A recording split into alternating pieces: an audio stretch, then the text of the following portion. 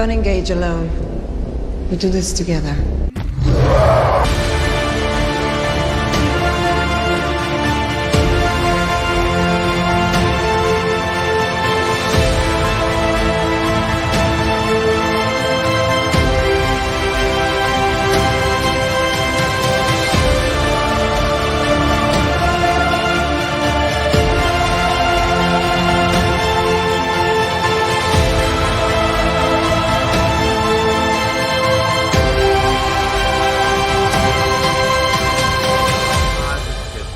Yeah, we got it. We got it. 52 books. Somebody clip this one. Welcome to Comics League Live, where I talk to fascinating creators about their projects. Well, today I'm joined by Ty the Art Guy. Welcome back to the show, man. Thank you. Thanks for having me back, man. I appreciate it. Anytime. So today we are talking about Ty's book, The Undying Chronicle, The First Death. I read it. In fact, that's the first time I had Ty on to promote the book. And I got to say, to start off, when I was going through this, what's the key point on this is that you put enough in the book to interest me to pick up issue 2. In other words, you tease enough that I'm like, okay, now I have to get issue 2 in order to get more clues. So well done on that. Appreciate it. Thank you. I hope it was also enough that you enjoyed the complete story too. I do want to tease people to come back, but I don't want to do that pacing for the trade thing where it's like, man, I've got to get all 5 to get one story. Oh yeah. Let me be clear. The story in issue 1 is great. I'm just saying that also it leads into the rest of it really well, in that you tell a solid story on issue 1. And there's enough in there that the audience member is like, you know what? I want to pick up issue 2 so I can see what happens next. In other words, it's kind of like when you're watching a TV show and then you're eagerly anticipating the next season. Awesome. Episode. Yeah, it's really cool. And I gotta say, the art is actually really cool, and it works for this because what I like about it is first off, I love the creature designs, very, very sci-fi-ish, and it fits again, I say this every time I have a creator on, the art has to match the tone of the book, and this does 100%. And I said this the first time you came on, as a matter of fact, the portions where you go into a first-person perspective on the like protagonist, so that's jarring, but jarring in a good way. What I mean is that when you're reading through it and all of a sudden that happens, you're like, oh wow, I've never seen that before. Very cool. I'm glad that came across the way it was supposed to. I was not because sure. I never see first person comics. Yeah, I rarely see it either. And it was one of those things I wanted to try to do because I'm not a big video game person. I know you play a bunch, but I do remember how there were cutscenes where it would go from first person perspective back into the game where you're kind of third person looking down. And I always thought that was a cool transition. So it was something I wanted to try to do in my comic book as well. Yeah, and it works really well. And the thing is, everything in this book from an art perspective feels like it fits in the lore. It feels like it contributes to the story really well. Because the one thing that annoys me in some comics, particularly in the mainstream, is where the art seems very, like, I guess superficial is a word for it, but it's also like overindulgent. But this is not that. Just want to be clear on that. It's fantastic. I appreciate that. I am slow on doing all my comics because I do like to put a lot of detail into it.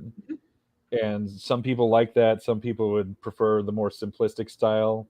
I really think with monsters, it's better to be as detailed as you can, because you could maybe do some uncanny valley creep outs if you're doing a simpler, but I did like putting all the hair on the tarantula spider that's on the cover, for instance. Yes, yeah, because here's the thing. If first off, what that does is that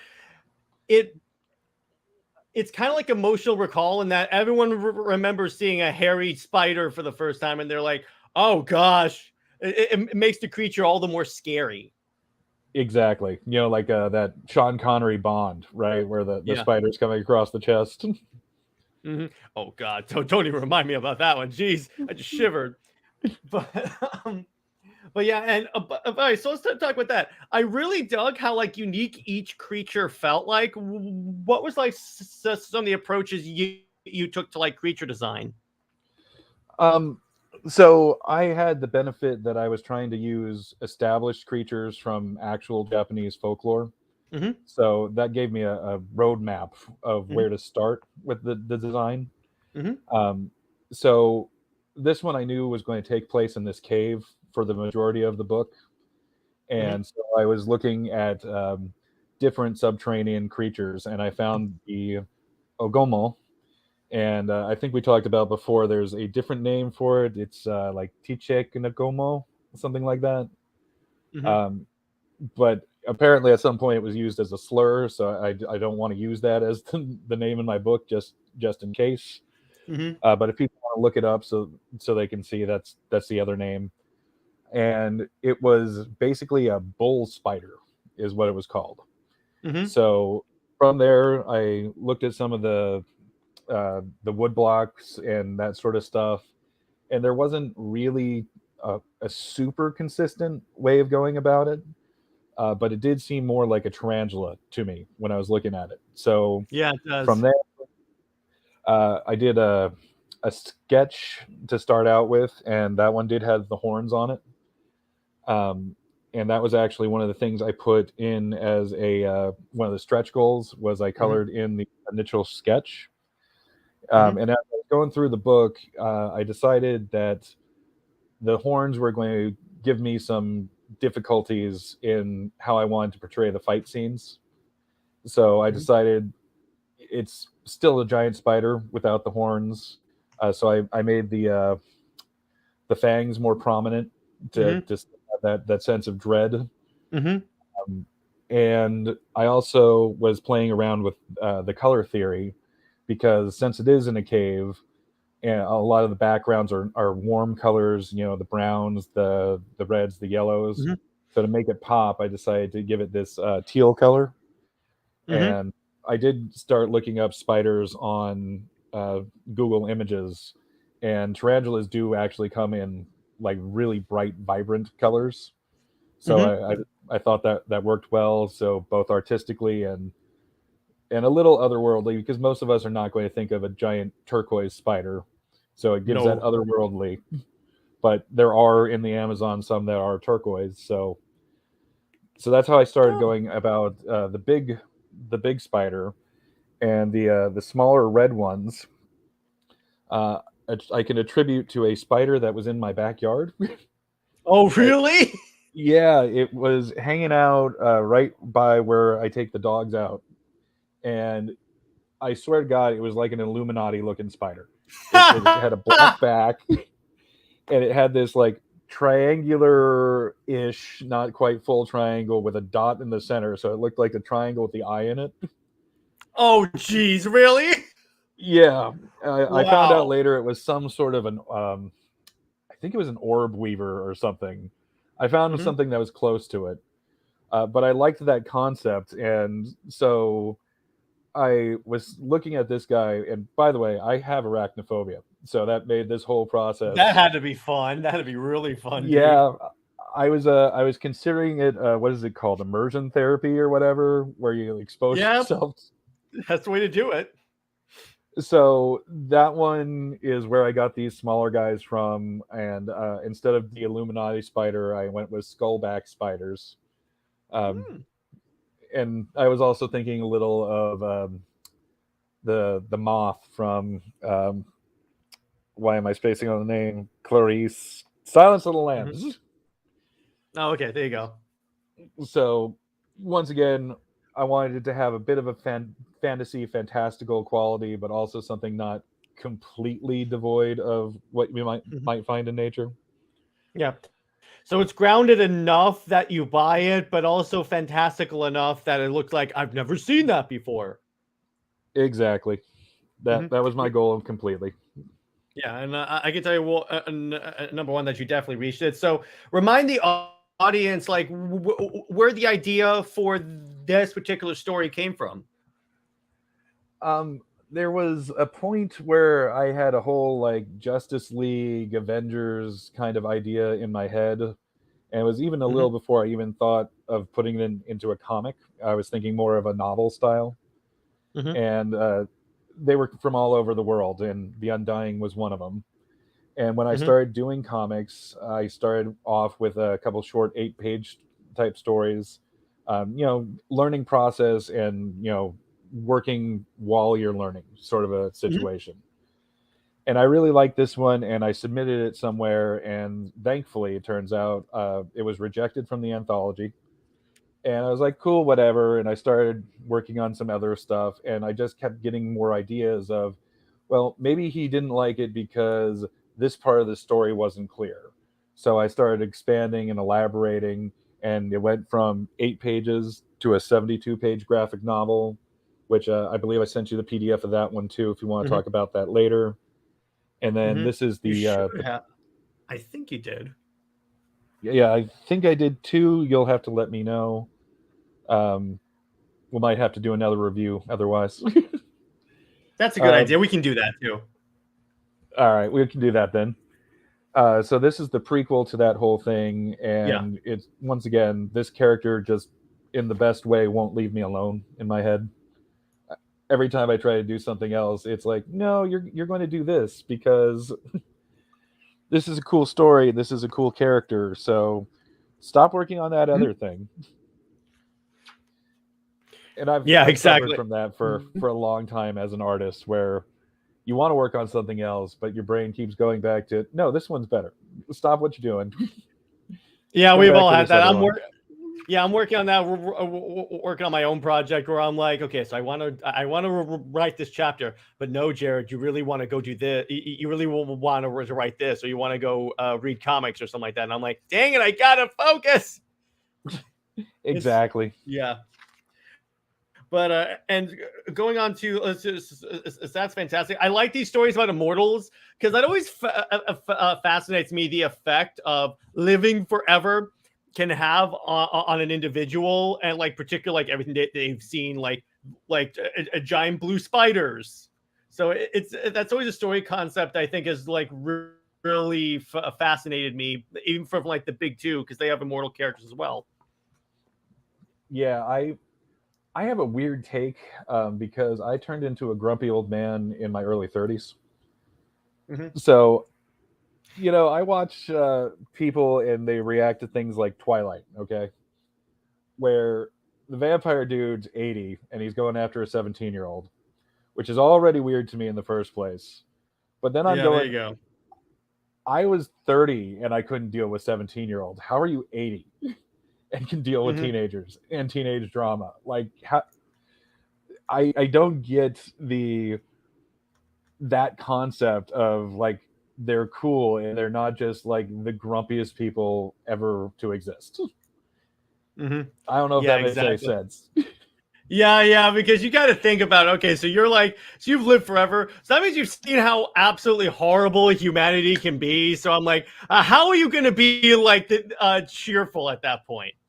Right, and especially like stuff online now when you see the younger kids Oh that just God! quote unquote invented something and you're like, Oh no, my no, you gosh! didn't. I can imagine No. like one of these I can imagine an immortal guy like seeing like all the TikTok challenges and going, "Why are you putting cleaning supplies in your mouth?" Yeah, he's like, well, I can do that, you can't. Doesn't Yeah, matter, I'm exactly. You immortal. die. I don't. I don't. I'll heal. You won't. Yeah, and even like not even just full on immortal, but like long lived characters. I also Yeah. have that same thought process with. That's one of the reasons I thought Logan was a beautiful movie Oh, because yes. they they nailed the weariness that he had to have Mhm. had because I think he's supposed to be like 200 or something by that point Something like since he that. was Yeah. and just like and just done with it And so Yeah. that's always an interesting concept. And then, but the writer part of my brain goes, if I wasn't the way I am, if I was like high on life person, how much different would that immoral experience be? Like, Yeah. you experience a sunrise and it's new every Mhm. time. So if you have that mindset going in, maybe it would be awesome. Like, dude, I get to meet new people forever. If you're an True. extrovert, that But if you're an introvert, that's kind of a personal hell. exactly. Yeah. So that's It's why like I I haven't can stay really. here for Yeah. That's why I'm going more with stoic than cranky for him to try to Mhm. balance out those two. Mhm. And I have a lot of ideas. I don't know which ones are going to get done. I think all creators with long stories know how that one goes. But Yeah. Mhm. I have started thinking about where the books would go and where they would have a logical conclusion, and then how his character arc would develop over that time. That is important because one of my biggest issues with like modern comics, particularly from the big two, is that they don't know when to end a story. It just keeps going on and on and on. And I'm like, I get it. This was cool the first 25 to 50 issues, but maybe it's time to wrap up the story. Yeah, I and TV shows have a problem with that too, Yeah. especially recently. It's like they're either not given enough seasons or they're given too many seasons. There's never just like that right amount anymore, in my opinion. Yeah, and if it's a and it's the problem with that also, if it's like a show that traditionally gets like a really long season, they'll like put a bunch of useless, a bunch of episodes that do not connect, or like where the hell did this come from in the middle of the season. And if it's a show that releases weekly instead of all at once, you start to think, what was the point of watching this? Yeah, I'm torn on that because I do agree that you can get filler episodes, but I Mhm. also feel like these seasons that are quote unquote seasons with 8 episodes, it's like, dude, I grew up on Star Trek, on Stargate, where you had 22 to 26 episodes a season. When you're only doing 8, it feels rushed in so many cases. But even Mhm. then, sometimes I'm with you. Even with that 8 episodes, there's like one in there sometimes where you're like, does this even need to be in here? Yeah, which I had that. there's a way to do a filler episode. It's just I think too many shows don't know how to do a filler episode. I'd agree with you there. And I Yeah, think because comics like have that same sort of a problem. Like, you could have a fun side quest adventure for an issue that doesn't necessarily need to tie in. Just give the characters, if nothing else, their little like mental break. But then mhm. you get something like it's a high school dance with adults or something like that. There, there was some masquerade issue I Oh, the remember hearing X-Men with the about. Hellfire Gala. Yeah, the Yeah, Hellfire Gala. Yeah, I'm like, the hell is this? Why are the X-Men going to a prom? I don't get this. You know what that really is, Ty? What it is that a lot of these artists and writers probably didn't go to a prom. So this is them living out that fantasy. and fair enough if that's the case. But I got to Mhm, tell you, I went to two because mhm, my girlfriend was a year older than me, so I went to her senior mhm. prom and my senior prom. And trust me, you're not missing anything. Yeah, It I was went to one with my co-author because she needs someone to come with her, and yeah, I'm like, there's not that much to do. yeah, it's a regular dance but fancier, and especially because it's usually senior year. I don't know. It's probably not across the board. I'm just saying my two experiences, so much drama, so many like breakup, makeup things all at once. It's like, no, I'm good. I'll just And be over here. that right there, Ty, is why I'm glad I was homeschooled. There you go. I avoided all that BS. But the thing is, like, to go back to our thing about no filler, DC just did a thing. So they relaunched their line with Dawn of DC. It's their new publishing line. It's getting sales. Everyone's liking it. Then they literally stop it to do like this Halloween scary event, and that didn't really contribute to the overall story. So everyone's like, okay, it was cool, but why just stop in the middle of these awesome stories to tell us a non-essential story? Yeah, I think you're right. It's where and when you want to place the filler or do your special event, because I don't necessarily know that all that we're talking about is filler, but it's extras that's not part of the greater arc. So Yeah, to me, because no, I'm sorry. Go ahead. I was just going to say, to me, it's a matter of when. Like the Flash TV show, I thought was pretty good at that. Like they had an overall season arc, and each episode could tie into it, or it could just be a standalone Barry fighting somebody, right? You don't want to have Barry going after Yellow Flash and them about to have their conflict, and then Barry's going on a date. It's you could have the Barry going on the date before you get to that point, but it's like you're saying with the DC one, it kind of messes up the flow. Yeah, exactly. See, the time to have a filler episode, like with the Flash or with DC, is when you just had like a massive event or like a massive reveal or something like that, or like a big battle, and you want to kind of like exhale and like relax. Then you can do a filler episode to kind of like, okay, so now we're getting back to normal, and then you can start ramping it up again. But too many times it'll be like in the middle of this epic arc, when it's the most not appropriate time to do that. It's like Barry's about to like fight the Reverse Flash. Now let's see what happened on Iris's date the other day. And I'm like, wait, what? It doesn't connect. Yes, and that is probably one of the better things I've seen from the indie comic book scene, is because we know that we don't have the built-in audience usually. We have to make sure that every book hits as well as it can possibly hit, and we don't have a contract like you need to have a monthly out, and you have to have it in that 5-issue, 6-issue arc style. I think it gives us more opportunity to make sure we don't have filler stuff, and that if we do side stuff that's a little bit different, it fits in with the story better because of where we can put it in or drop it completely. So, well, and that's interesting. And by what's up, Taladia? But so he wanted me to talk about Superman and Lois, because what Superman and Lois did, season 3 at first was like filler after filler after filler. You thought it was filler after filler. But what they did is that if you made it to the end, they like wrapped up everything, because the way to do a filler, if you want to do multiple filler episodes, you could put like seeds of the overall arc throughout the filler episode, which this show did. This is how I know the writers are talented. And then eventually when you get to the final episode, all of a sudden, all those non-essential episodes are like, okay, now you needed to do that. I can see that now. That definitely sounds like a good way of going about it. My favorite show. Go ahead. Oh no, you go ahead and finish your thought first.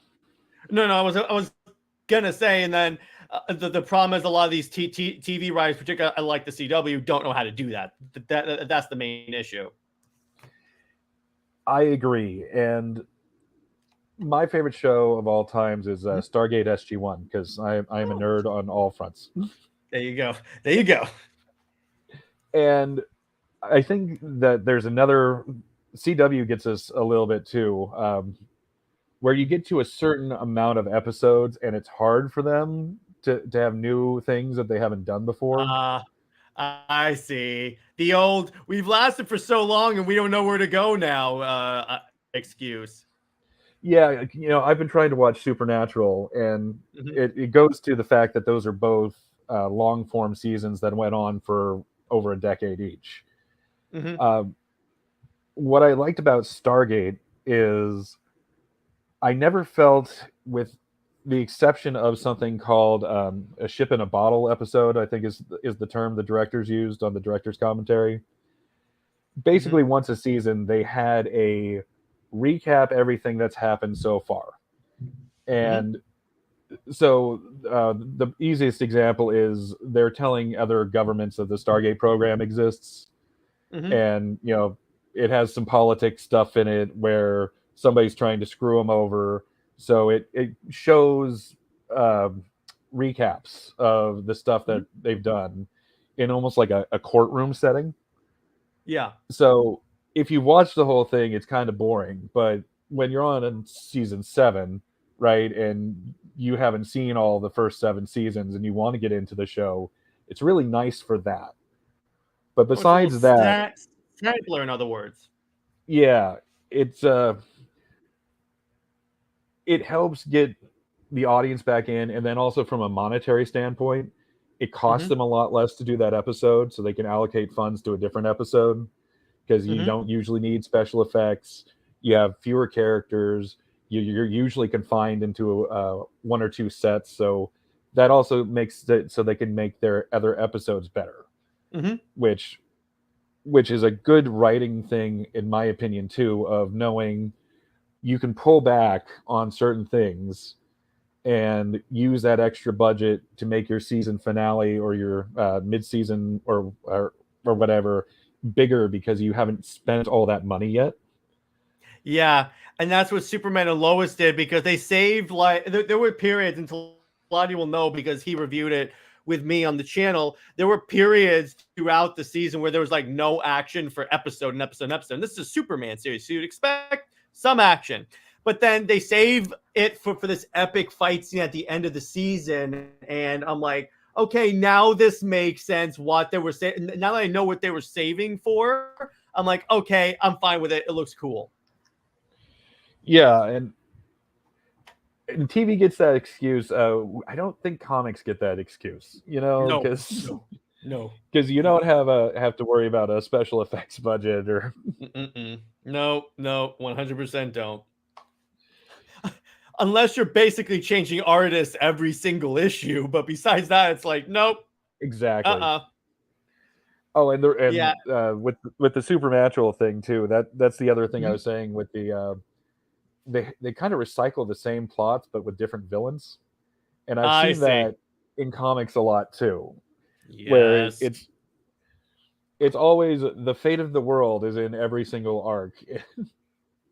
Is it? But in a different character's hands, and I'm like, okay, so the world was threatened in Superman, Batman, Wonder Woman, Green Arrow somehow, and I'm like, okay, can we ever get like normal small scale stories where like they're fighting, like Batman's fighting the Joker and he doesn't take over Gotham City? Because that's the other thing. That's, speaking of that, what they did with Batman is like throughout when he went from writer to writer, the next writer would repeat the previous writer's arc. Like there was a period when you went from Tom King, who had Bane take over Gotham, and then in the Tinian Batman run after that, literally the plot was the Joker takes over Gotham. And I'm like, wait a second here. Something seems off. Yeah, and I don't want to give them crap because I'm not the greatest writer. I personally really like my work. I'm glad other people like you like my work. I do too. So there you go. But I actively try not to take dumps on other creative people because it's so hard to put yourself out there. That's true. To show your work. So I try to give like that basic level of respect. And then when it comes to the writers themselves, since I don't know the ins and outs, I say this with the film and TV industry too.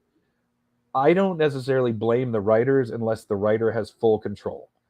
Because yeah, that's true. Because there's so much from the top that they want to do stuff like what was the Nicolas Cage Superman movie that never happened. Oh God. Where that producer was insisting that there was a giant mechanical spider that he fights. Yeah. How does a writer deal with that? You know what I mean? Like, yeah, when you're told you have to have, and by the way, that dude I believe is the producer on Wild Wild West, which explains it. So I try not to give them too many problems, and Batman in particular is an interesting character to work with because he's not superpowered. He is originally more of he's just about Gotham and saving Gotham. So there's Yeah. only so much you can do with that. But you also don't want to do it back to back, like you said. You know, you could have somebody not trying to take over Gotham, but destroy it, which seems like more of a Joker thing to do. Yeah. Because why would he want to rule Gotham? He's all about chaos. Just want to detonate a nuke in the middle of Gotham, and Batman has to stop him. There you go. And that's the other problem I have with the Big Two's writing system that I don't blame the writers for is you could do a couple of issues of what you just said, and it would be cool. But you have to stretch it out for that pacing for the trade thing. Or and then you have to put in filler. Yeah. Like I took my book. I was trying to get a local comic shop to see if they would carry it. And I felt bad going in going, you want to buy my book? Well, I don't buy anything from you. So the new Blade books had just come out. So last month sometime. And they had issue 1 and issue 2. So I got those. Unfortunately, they would not carry my book because it's not in Diamond, which kind of sucks. Oh, okay. But what you going to do? Something about exclusive contracts with Diamond, which I didn't even realize Diamond was doing, but kind of makes sense. So I got those 2 books, and it was very cool. The first one, I'm not going to do too many spoilers.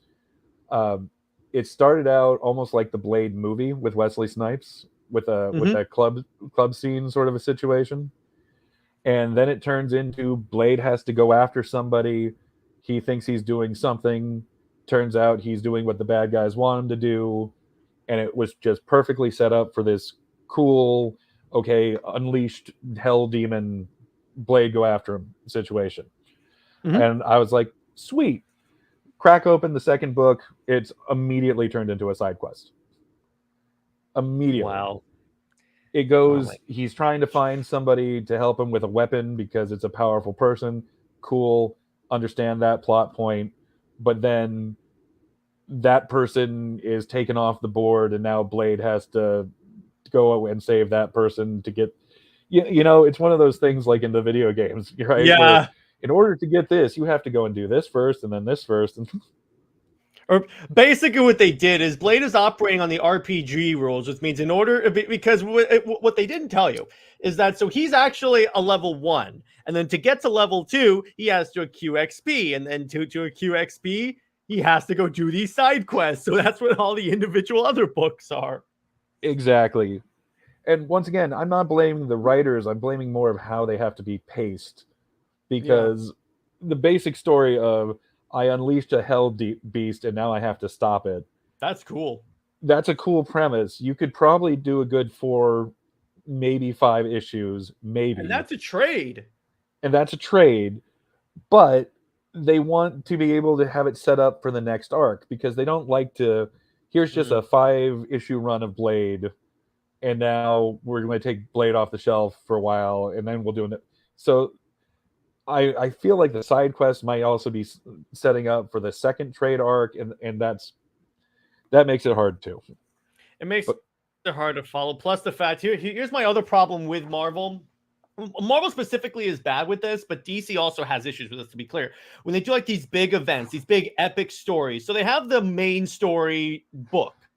But the problem is when they put in like 8,000 tie-ins and then put essential plot points in the tie-ins. Like, I'm reading the main book, Ty. I'm reading the main book. And I'm like, where the hell did this happen? And it says, see, this tie-in. And I'm like, are you kidding me?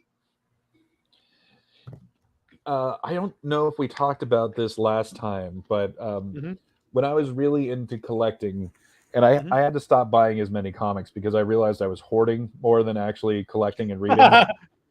Nice. I was lucky that it was the New Age of Heroes had just started when I started collecting the books. They weren't all great, don't get me wrong, but I loved the Silencer. Very cool premise. very interesting power that I don't think I've seen before, where Mhm. she can make all sound around her disappear. That's And cool. I think it was the first book. She's a mom. She's Mhm. married. She has a kid. She used to work for the League of Assassins. Oh, that's Is it cool. that the name of it? Yes, Raj the Al League of Ghul. it's either the League of Assassins or League of Shadows. They keep changing it, but I know essentially what you're saying. Okay, so she had used to be in that, and she did. It was that mafia movie. I keep trying to get out, and they keep Pull pulling me me back. back in. Yeah. So the first issue, she's out shopping with her kid, and Hmm. she's putting her kid into his car seat when she's attacked. So Hmm. she does this like cone of silence. So the kid's just sitting there, da da da da da, where his mom's having this epic hand-to-hand fight. And I'm pretty sure she pulls a John Wick with colored pencils. Oh, that is awesome. I love that. Unfortunately, she got canceled, which does suck. But I think I heard she pops up other places. She popped up But in Wonder Woman, as a matter of fact. I was wondering who that character was. yeah, see, so there you go. If you didn't read that, you have no idea who she is. Yeah, I And know. That's the issue there. the other one I was really into. It had a very different art style, which was part of why I liked it. It was very sketchy. Hmm. It was called Brimstone, and Ah, okay.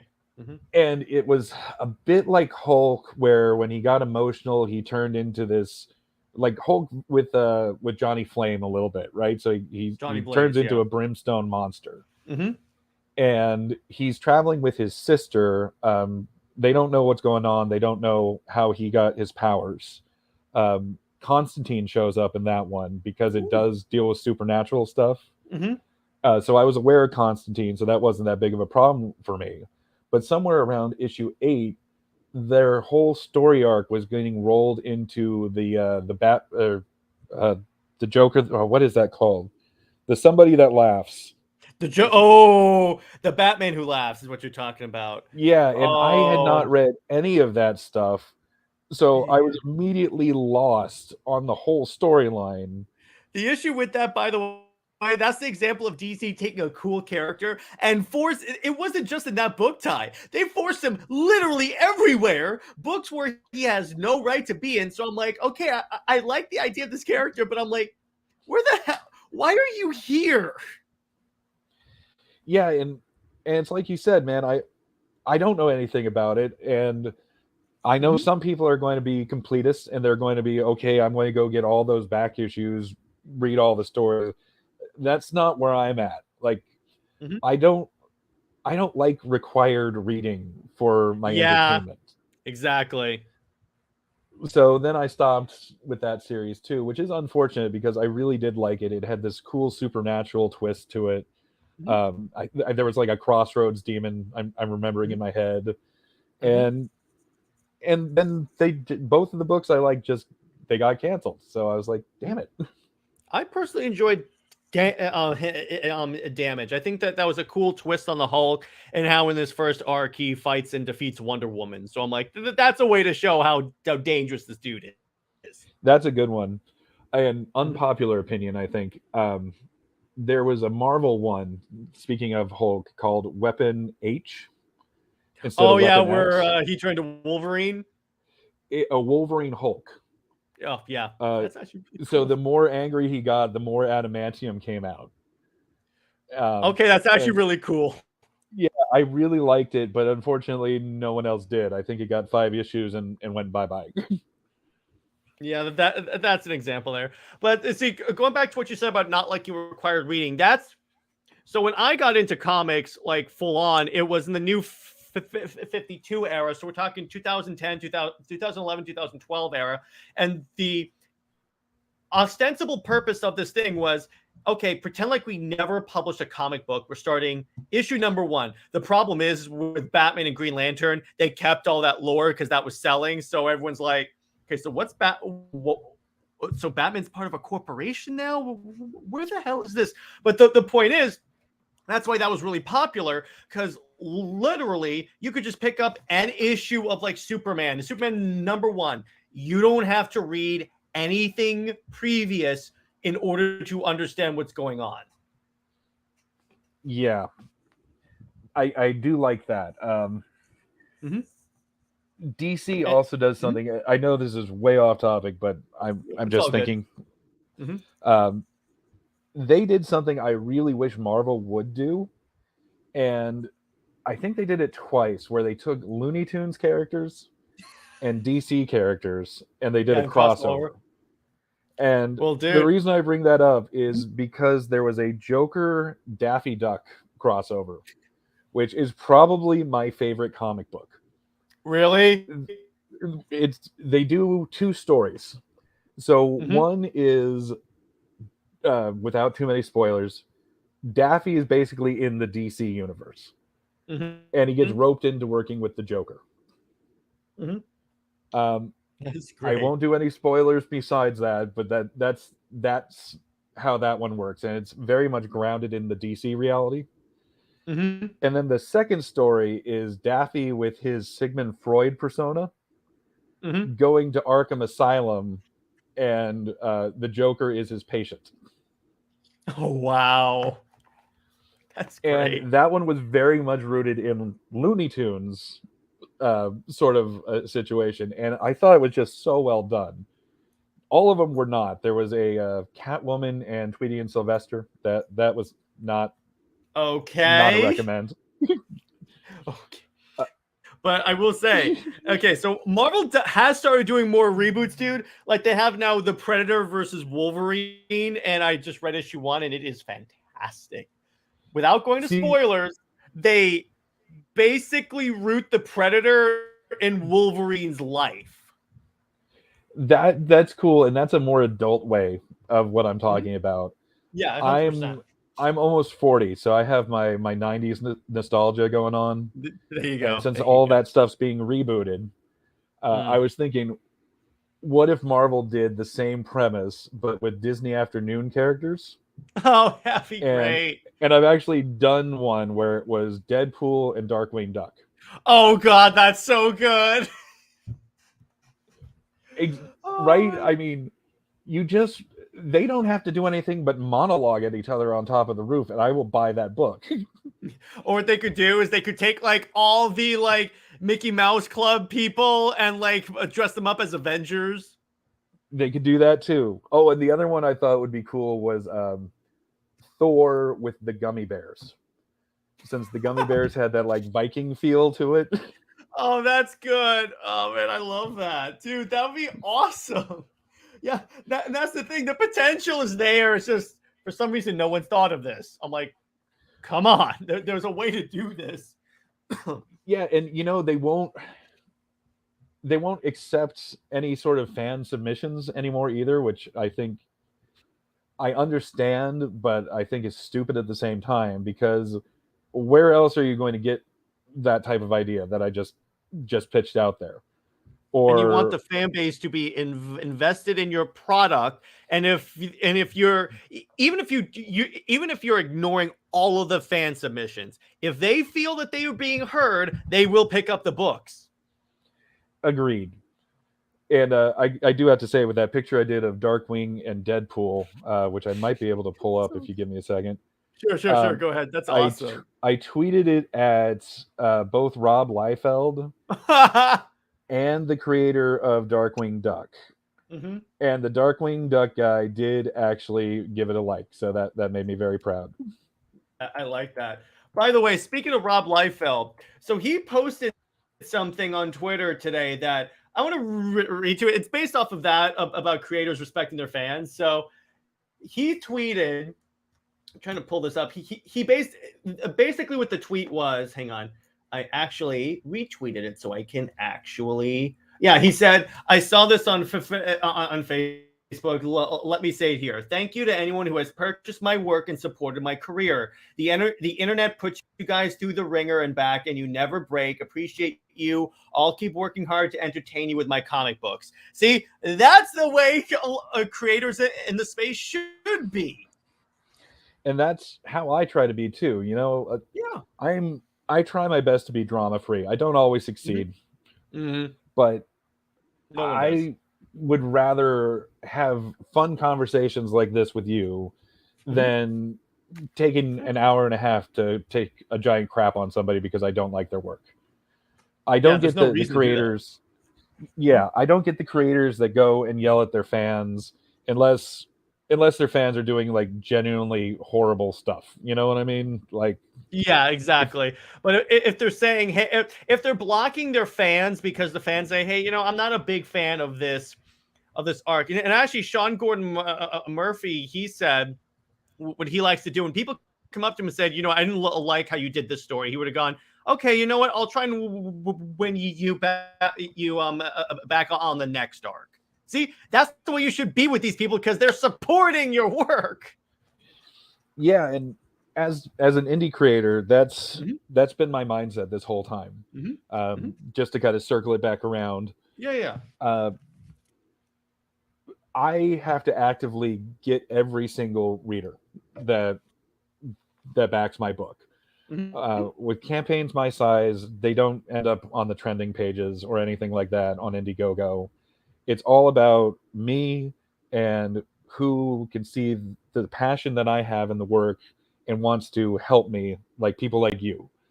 The people that, oh, this might not be for me, but it's cool, so I'm going to retweet it. That's how I get to make these books.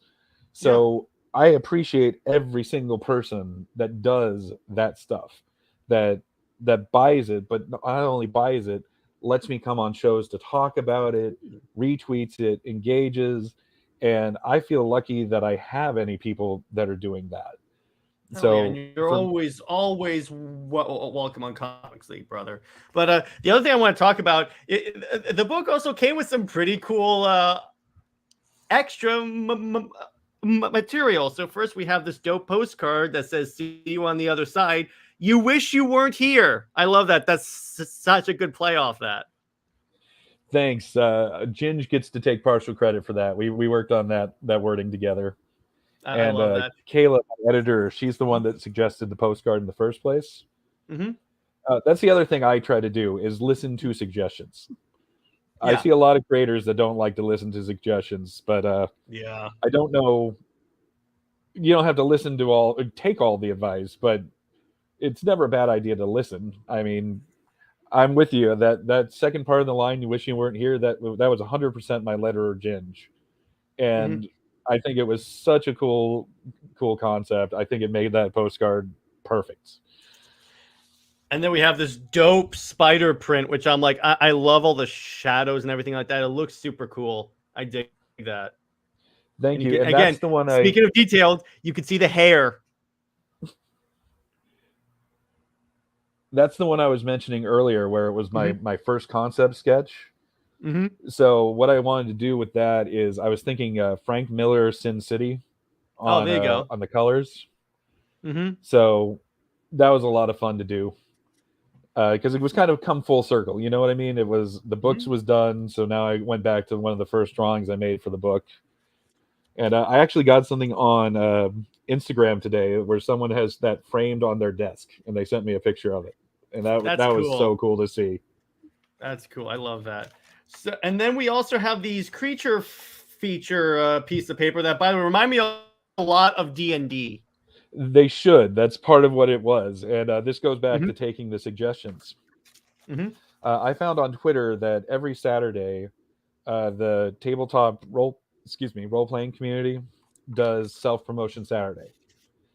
And I asked before I jumped in, because that's the other thing, I try not to jump into other people's spaces without at least knowing if they'd be down with it.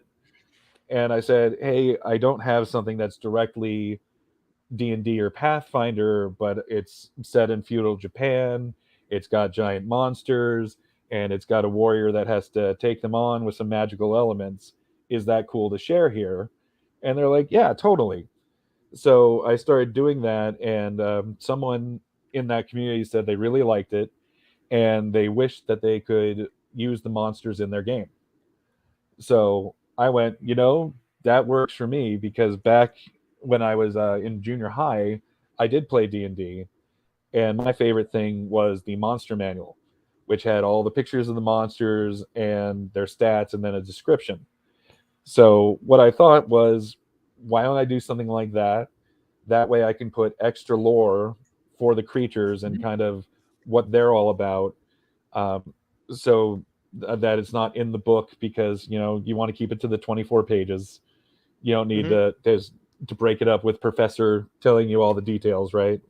Exactly. And so I reached out to a couple of people that I know that play those games, and they were able to help me figure out the stats. So I figured, if you're into that stuff, you can play it in your game. If you're not into it, you get all this extra lore and these cool looking monster sheets. So I'm Which hoping to do that on my next book too. We'll have to see. it works because I'm that nerd that when I get into an IP, I look up like the deep lore. Like I was reading Halo novels at like age 11, so it's like I was into that. Transformers, obviously DC and Marvel. I appreciate when like the creator goes to the extra work to go, no, I'm going to explain, even if it's an external like media, I'm going to explain a lot of the stuff in my world. So if you want to learn more about it, it's there. If you don't, like you said, you could just read the book and you're fine. And that's the other praise I got to give this book. You don't necessarily need like these in order to understand what's going on in the book, because really all it is, okay, giant spider. Okay, he fights a giant spider. And the rest of it, and then this adds on to it, then all of a sudden you appreciate this even more. Well, I'm really happy to hear that worked out that way. Yeah. I don't know. I've talked about my editor a couple times because she's great. And she's made me realize that I either talk way too much or not enough. So I've always worried that what I want to come across, I've either said already or that I don't say enough. So the fact that that wasn't an issue, you got everything, and the lore just added on top of that. That's exactly what I was going for. So I'm glad to hear that that was a success. Absolutely, Dan. It works, and that's the way it should be, because a lot of creators, mainstream or indie, this applies to both. I find that a good portion of them, sometimes they can get a little carried away with the lore to the point where it becomes like an exhausting slog to get through the work. Obviously, with this, it doesn't do that because it's an external media, or could be expanded upon in a future issue. We never know. But the point is like this is an easy book to read through, so you feel like that sense of accomplishment, and then you go to this to be like, okay, I get it. I'm really glad that worked out that way. Then that was basically the goal. Plus, I wanted to do a thank you to the community that was asking me or letting me come into their space and share my comic book, even though it wasn't directly related. That's awesome, dude. Now, my final question that I'll ask before we wrap up. So, how many issues do you see this story going for? It's going to depend. I'm having a bit of a problem on issue 3, and without getting too much into the back stuff, I have 2 different stories I want to do, and it goes with a bit of what we were saying earlier. I'm not sure that either story warrants a full issue by itself. So I'm thinking of how I can join them together into one, because I don't want to do a dragged out. It should be a 12-page story, but I turned it into 24. I see. So I wanted to do that to wrap up the little prequel arc that leads into the graphic novel. And then I had maybe another 3 issues post graphic novel that I've been playing around with. I'm still in the outlining stages for it. I did this goes to what you were saying earlier, though. I have written down on the top of my outline for the whole series, this is how the books end. Good. So I know where that ending is. I know what I want to have happen. You just have to get there. That's I just have to get there. Yeah, exactly. And see, you're already a step ahead of most creators because a lot of creators don't know how the book is supposed to end. They're like, oh, it'll come to me as I keep writing. No, you should know pretty much what Nenny's gonna look like. Yes, and for my writing process, I do like a generalized outline, Mhm. and I do I think we've talked about it. I don't know if I said it on this stream. I do the art Mhm. and the writing for this. Mhm. I have an editor and a letterer. I do everything else, the colors, etc. So what I tend to do is I write like a generalized outline, then I go through and make thumbnail sketches to see if it matches how, I could put like fight scene, right, for my outline. Well, Mhm. can I do a cool fight scene in this many panels? So I figured all that stuff out. Once I have that, then I start drawing everything, and then I go back and do all the dialogue and everything like that. Mhm. So my whole process is on the premise of I need to get to this point. This is where the end of this story is. Mhm. How do I get there in between? So I'm trying to take that same sort of mentality to the book as a whole. And that works. By the way, speaking of the panels, I will say a lot of these panel borders are like really, really, really creative and cool. Like this one that's basically all these spiders' webs, or this one that's like a mosaic like tile. I love when people get really creative with the panel borders. Thank you. And I don't know if it came across properly or not. Some people have said yes, some people have said no. But the mosaic that you were pointing out, that was supposed to be the spider's point of view.